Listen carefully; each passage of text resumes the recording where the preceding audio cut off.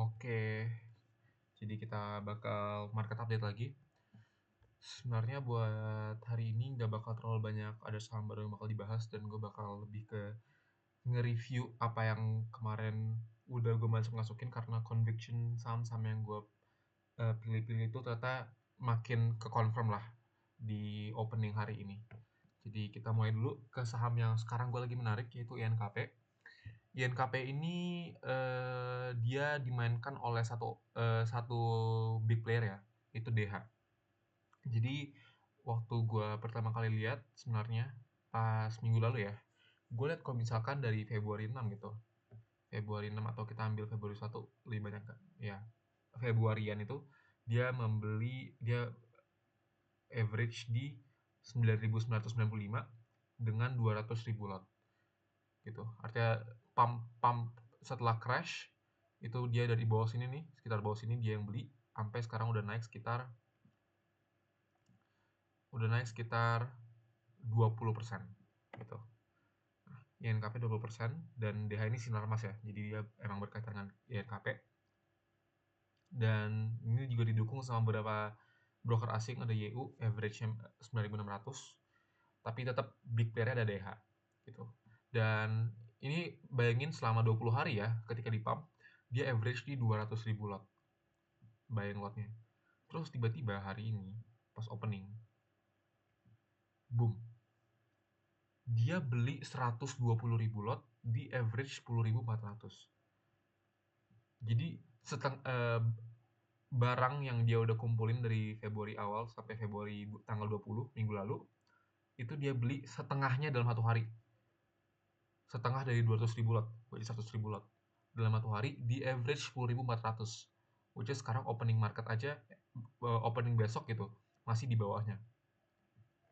Jadi dia beli di resistance, ini udah gue gambarin resistance kuatnya, dan dia berani banget beli 200.000 lot di resistance. Selain dari itu disupport oleh beberapa saham lokal yang bagus ya. Broker bagus, ada ABB, LG, ada asing juga RX masuk. Tapi yang sekarang masih gua pengen cek sekarang ya, yaitu ini DPS. Si DP gara-gara setiap kali DH masuk gede, yang buang barangnya selalu DP gitu. Hari ini aja sebenarnya dari Blockstone tuh menarik gara-gara ada XL, XC, 2 di kanan. PD pun belinya juga nggak signifikannya, cuma 3.000 lot. Tapi DP-nya ini sih yang gue concern. Karena kalau misalkan kita lihat ya, dari Januari, gue ambil agak lama lah, Desember 1 lah. DH 700.000 lot. Tapi yang buang ini mayoritas DP gitu. Jadi ini sih yang masih agak gue lumayan pertanyakan. Tapi harusnya dengan barang dia yang gue asumsikan semakin menipis, dan si DH beneran berani banget buat beli di resistance, ini pertanda yang sangat bagus sih. Dan worth buat besok masuk sebenarnya.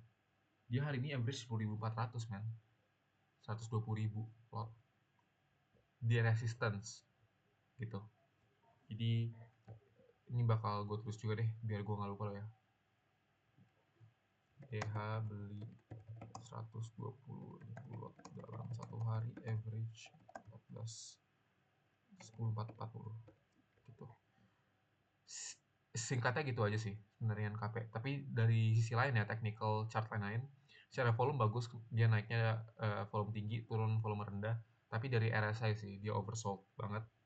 Tapi I mean, ya ini RSI bakal selalu oversold kalau si DH-nya beli-beli 120.000 terus gitu. Jadi kayak besok gue tertarik buat masuk sambil ngeliat lagi apakah ada potensi-potensi saham selanjutnya gitu. Itu buat buat INKP. Next gue bakal pindah ke BRPT. BRPT ini FYI, ini gue uh, udah call ya sejak beberapa hari yang lalu ya, minggu lalu, tapi kena stop loss. Jadi gue inget banget gue beli di sini nih di 18 Februari gue beli, and then dia turun kena stop loss nih yang candle merah hari closing kemarin 20 Februari. Terus boom, pas gue kena SL, dia lumayan terbang hari ini, memang 5% ya. Kenapa dia terbang? Karena yang beli adalah ini saudara-saudara, kalau nggak salah ya, kalau gue nggak salah itu BRPT itu gue itu conviction-nya adalah karena ini saham pertama, simpelnya ini saham PAPP ya. Saham PAPP yang belum terbang, harganya masih di sini-sini aja. Dan sejak dia di crash kemarin, bukan, agak Februari lah, gue lupa Februari kayak dia baru atau Februari 6 ya.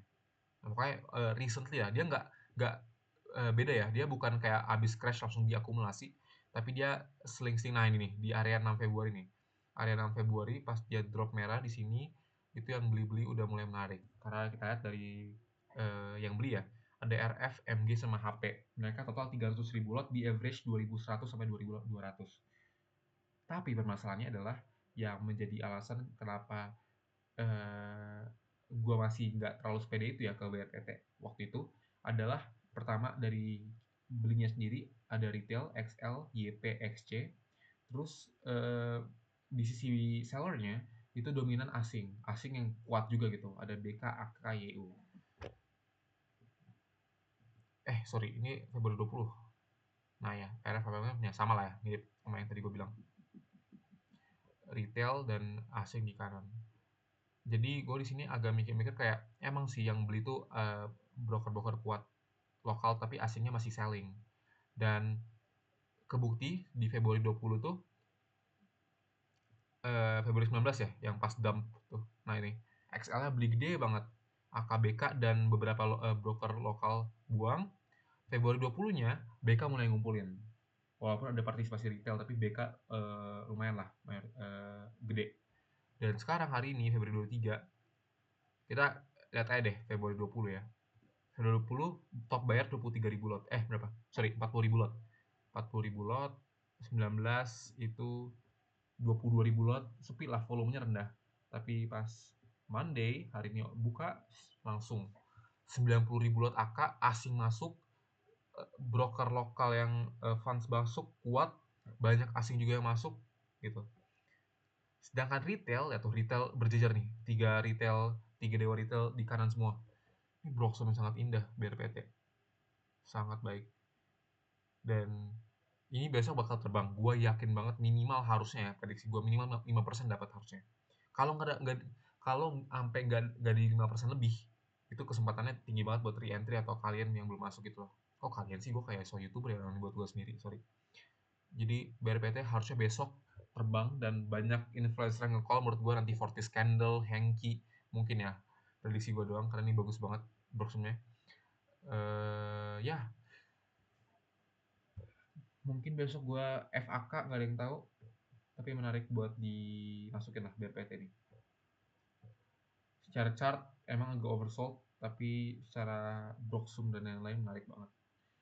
Oke, itu buat BRPT. Next, ini brand ini yang udah gue masuk ya, beruntungnya ya. Jadi gue udah holding dan makin bagus aja.